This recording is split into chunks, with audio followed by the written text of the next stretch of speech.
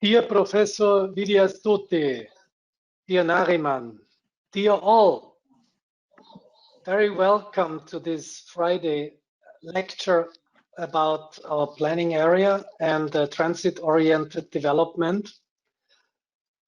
Professor Widyastuti was also a guest at the TU Wien, I heard some years ago. I hope you have good memories about Vienna and TU Wien. Okay, now I would like to share my presentation related to our project site. That is more about the contextual aspect, history, and main potential development that hopefully can provide a clear picture of the site, because we cannot directly visit the site at this time. Next slide.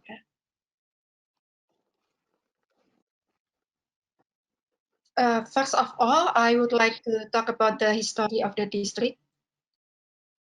The site is located at the center of Yogyakarta, around 3 kilometers from Yogyakarta Village and about 2 kilometers from Malioboro Commercial District. Next.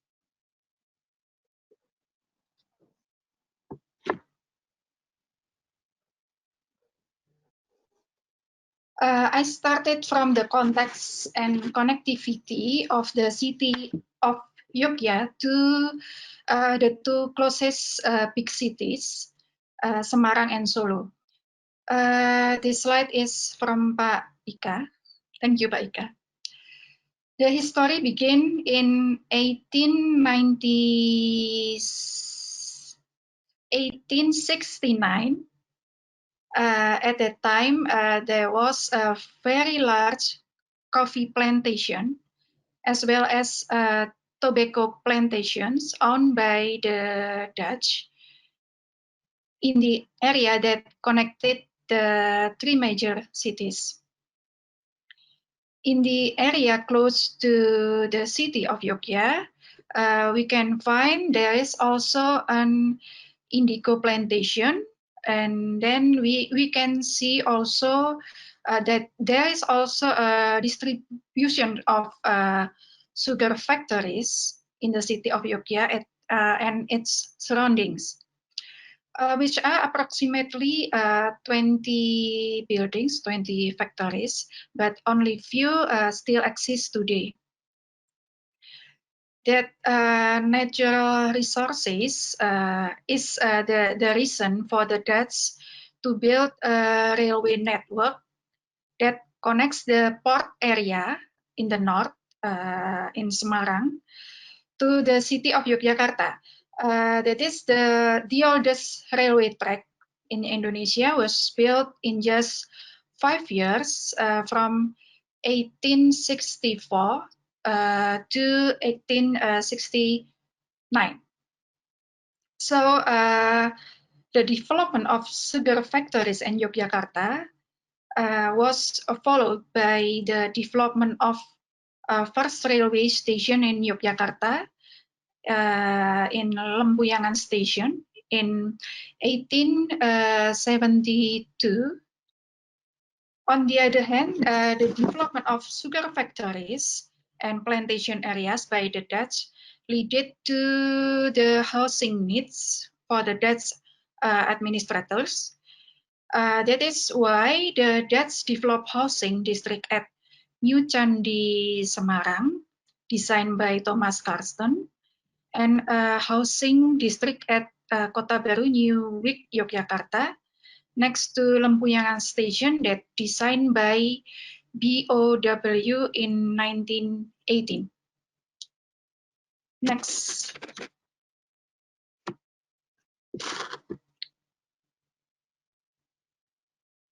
This map depicts the city of Yogyakarta in 1925. We can see that Lempuyangan train station has a role as generator of for the city and housing development in Yogyakarta. at that time. And we can see that the location of our project site is very near to the railway station. Next.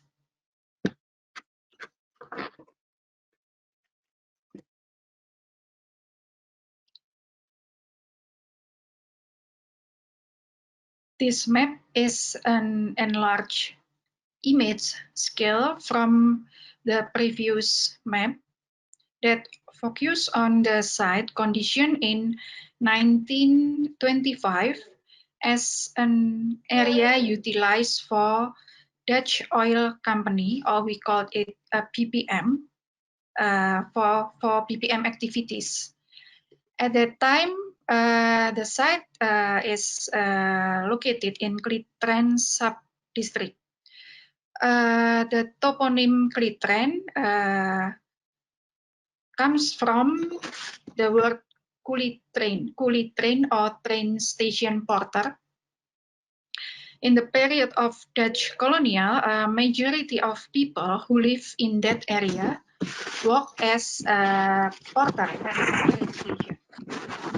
And we can see that Lempuyangan station generated and also supported the logistic activities located in the east side of station, well-planned housing and public facilities in north and south side of station, and the kampungs in the south side of the station. It is like that the majority of land for public facilities in Yogyakarta, the site used by the oil company also belongs to the Sultan, the King of Yogyakarta. We call it Sultan ground. Is it about the land ownership system of Yogyakarta? System of land ownership in Yogyakarta is categorized into Sultan ground, Pakualaman ground, state land, and private land. Sultan ground is land owned by the Sultanate of Ngayogyakarta Hadiningrat and managed for the benefit of community welfare. And the Sultanate can provide use with kekancingan letter. We call it kekancingan letter, which is in there the consequence of signing of the cooperation agreement to anyone who occupies land categorized as Sultan ground as the basis for issuing building construction permit and occupying permits. Similar to Sultan ground, Pakualaman ground will not be commercialized and will be recognized by the state through the Undang-Undang Keistimewaan. Basically, besides Sultan ground, there are also land owned by village that cannot be inherited and is could be an attribute of the Yogyakarta Palace. Next part.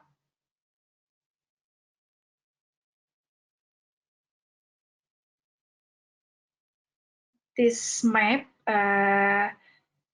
depicts the superimposed layers between 1925 map and 2020's map.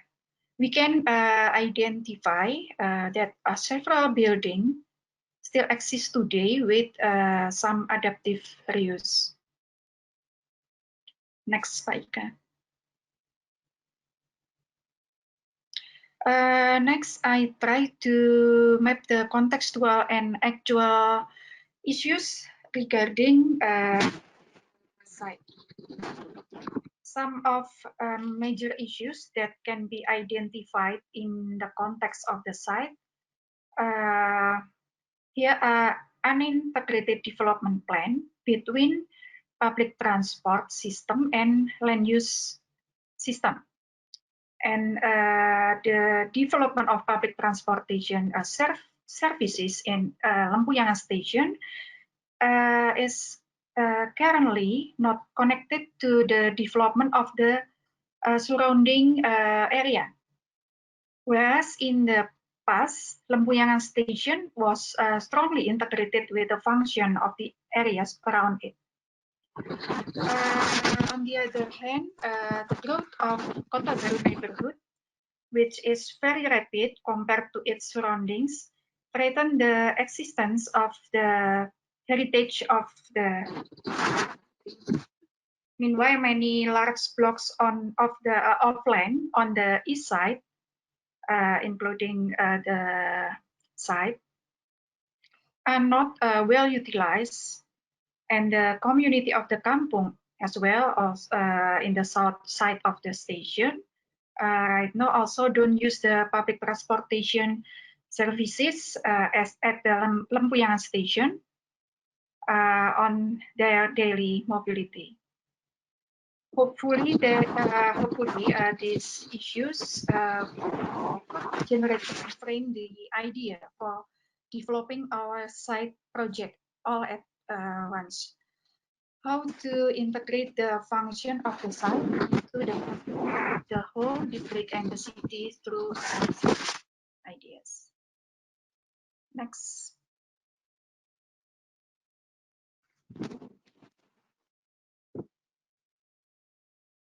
In responding to various urban issues in Yogyakarta, including issues in that area, I will describe in next slide several government regulation and policy. Next.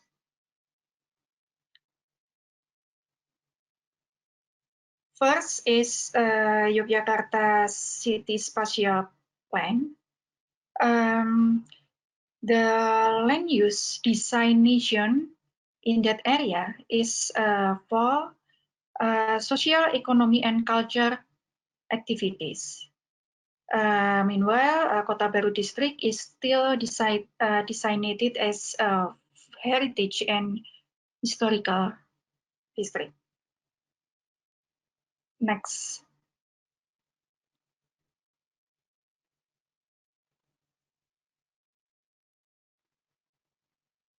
The idea is regulation is specifically supporting the significance of Kota Baru district to control development growth and integrate more with the surrounding potential. Next.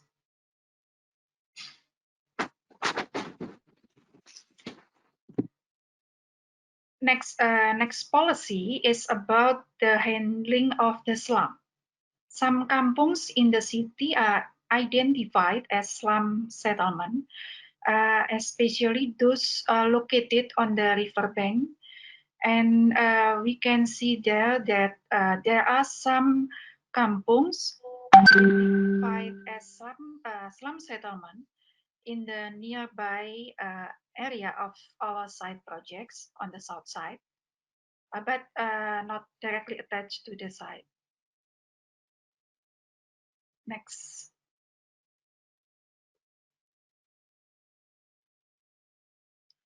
Next policy is about the need for implementing transit-oriented development concept.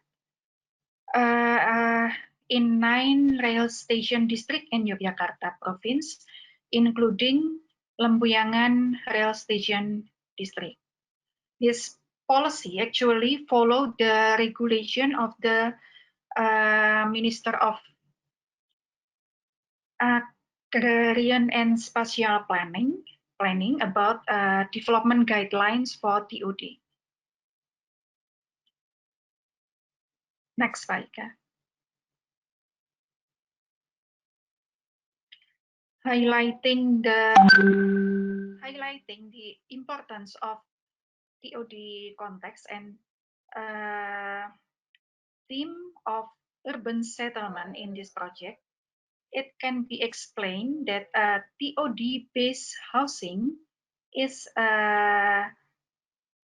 in my opinion, is expected to be the answer for the needs of affordable houses, as well as support the mobility of people to a more effective and efficient way as a result of proximity to the mass transportation nodes. Basically, affordable housing must be preceded by the existence of an affordable neighborhood, and TOD offers an opportunity to do this. Next.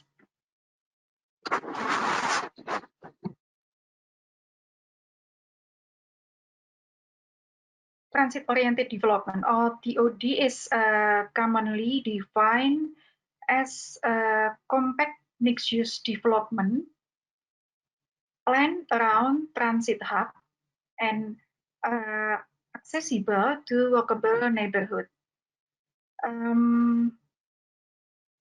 Simply stated, that the more one can use public transportation, the less one's transportation costs will be. Here, increasing the overall affordability of a place of residence. TODs can be an essential component of comprehensive affordable housing strategy because living adjacent to public transportation can significantly reduce household transportation costs. There are 5D principles of TOD. We call it density, diversity, design, distance to transit, and destination accessibility. High density is needed for making compact community and short distance to daily activities service. And land use diversity is needed for keeping 24 hours of the district's vitality and making shortest distance for daily activity easiness. For design, proximity to public transit station from home or daily activity nodes is needed for public transport accessibility. Accessibility to reach the destination from home or public transport nodes is also needed for mobility easiness. And then the last, pedestrian-friendly district design is needed for improving neighborhood walkability level.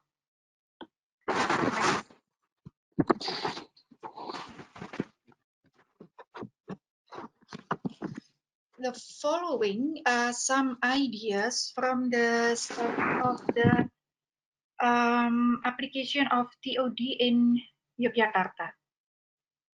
Seeing the potential of the old railway network that connects the city of Yogyakarta with its surrounding cities, there is an idea to reactivate the railroad service to bring Yogyakarta province to be an environmentally friendly city. We can see here that towards green transport and green regional planning for Joglo Semar. Connecting the Joglo Semar cities to Yogyakarta International Airport for enhancing the global linkage, this railway. Meanwhile, there is also ideas to improving the Yogyakarta urban public transportation services for enhancing the local linkage within the city of Yogyakarta. Next.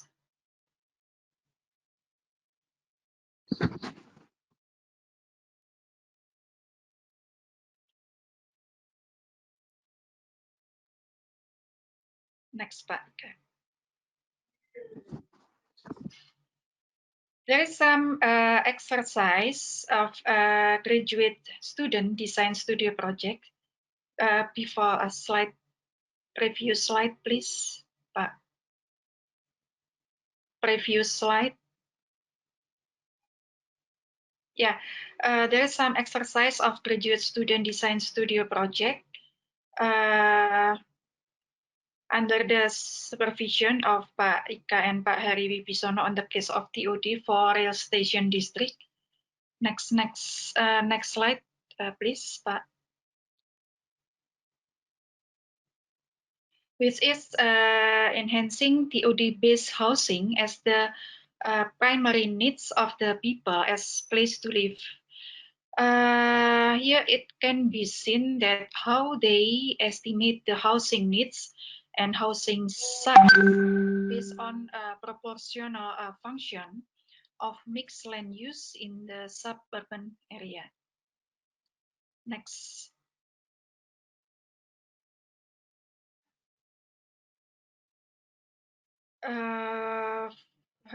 This slide is talk about the idea for Yogyakarta urban public transport services initiated by Universitas Gadjah Mada in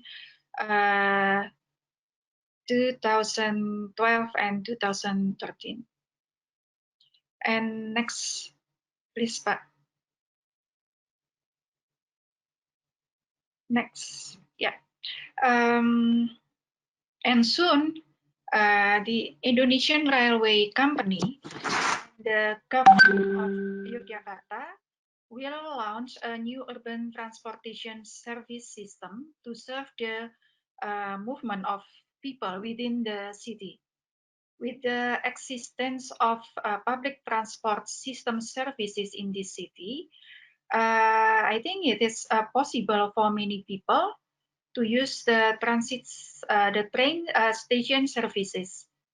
Likewise, Lempuyangan Station will be able to serve the movement needs of people who live in the nearest area. Next.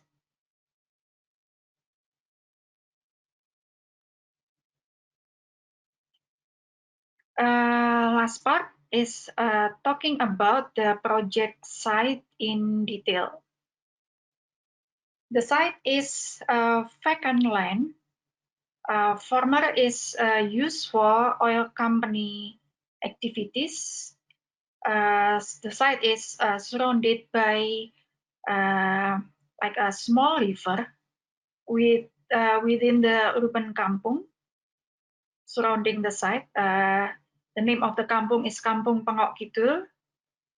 There are also a row of small-scale commercial activities and old housing in the west part of the site along the arterial road, Jalan Dr. Sutomo, with a flyover street in the middle of the street. The site is around 400 meters from the Lempuyangan rail station, so it's still on walkable distance from Lempuyangan station. Next.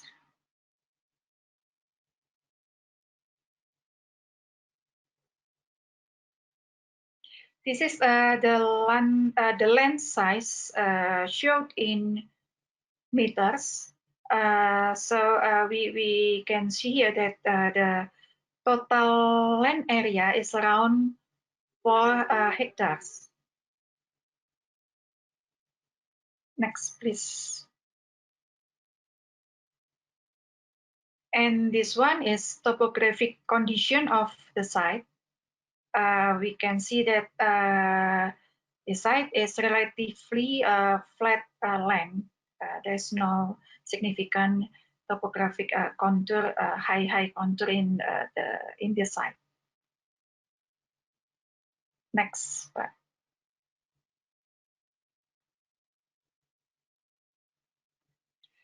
The following slide is some pictures of kampung surrounded site.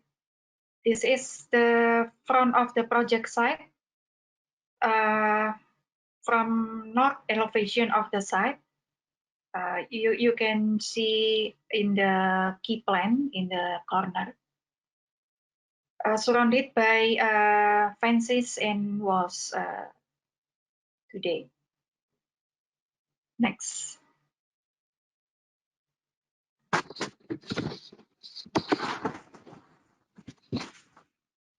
This one is the entrance and access to the kampung in the east side of the site. There is a garbage collection point owned by public in the entrance, access to the kampung. Next.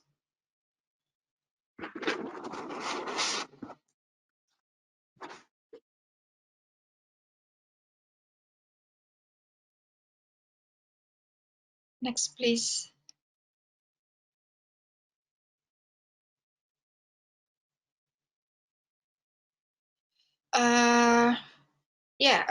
Some activities done by children and communities fishing in the river bank and selecting garbage. And we can see at the river, we can see that the community, next slide, please, Pak.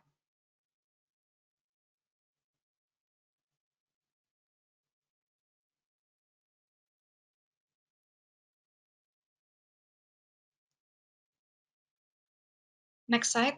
Next slide. We can see that the community still treat the river as the backside area of their house. Some of them still throw garbage in the river, and the sewage system is also still not properly treated, so it end up in the river. Next. However, in the other part of the kampung, we can see that there are more organized with a good garbage disposal system and greenery in front of their house. Next.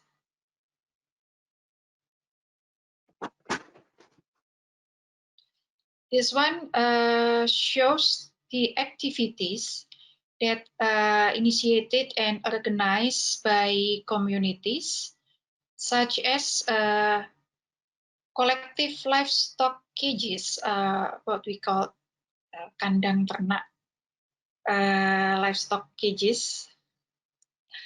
And we can see also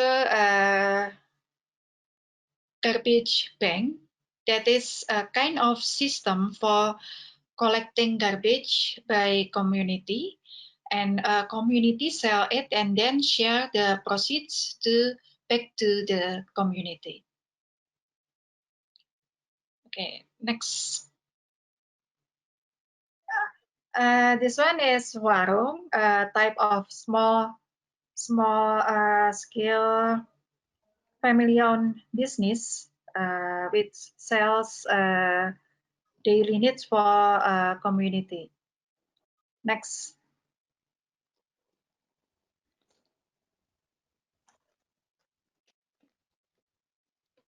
In 2018, Kotaku program, that is program initiated by PUPR, Ministry of PUPR, in collaboration with local government and community, did some improvement on quality of local street. You can see there, and drainage system of the kampung. Next.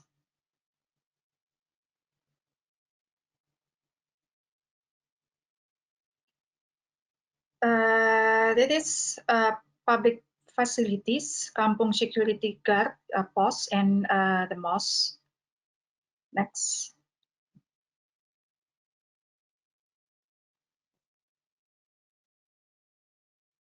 This one is also public facilities for children playground, a library, and a community hall for the kampung. Next.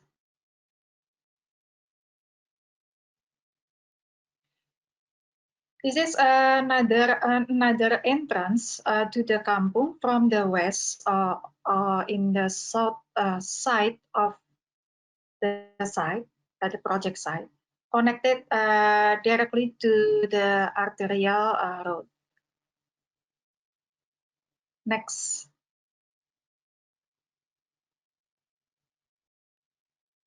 Yeah, I think my presentation is enough. Thank you for listening. Sorry for many troubles. And next, Pak Ika will talk more about the design project and some consideration on a design solution. Time is yours, Pak.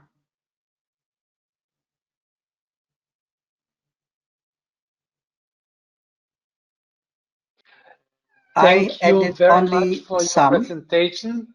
Sorry? Added one slide to conclude what Dyah Titisari uh, have been presented. So please allow me to do that. Yeah, I think um, conclusion of the position of the. Do you already see my? Okay, do the slide. Yes, now it's fine. Okay, yeah. Okay, this is a kind of conclusion of the what the attention. One is the first the location of the train station land. Lumpuyan train station is this, and it's divided to two part. One is the garden city of Kota Baru, and the south part and half part of the settlement like this, and the stations there, and the site is there, and consider the TOD, then walkable distance, which is government plan for 9 TOD in provincial government of Yogyakarta. It's like this, and the site, which is have 41,000 square meter, is on the walkable distance. The problem is that um, uh, this is only suitable from Argolobang, suitable place for entering the site. And this shop house is not a half is active. The other one is not, because flyover. If you can see this is commercial shop flyover here, and you can see this area is somehow is okay, but some area like this is although it's heritage, but it's not a good condition because of it's got like lost space because just next to the flyover.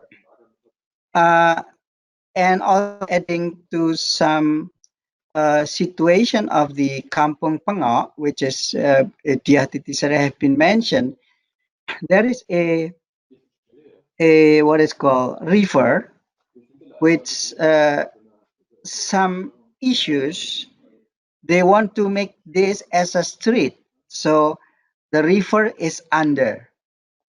Why? It's because this always have a traffic jam, so that the ideas here is to have a other shortcut of people who have a traffic jam here, but this is still on a going discussion.